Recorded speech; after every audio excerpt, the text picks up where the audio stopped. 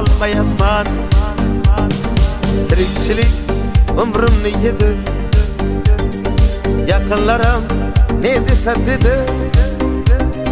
Niyatlarim boshqacha edi, hech o'zimdan ortolmayapman.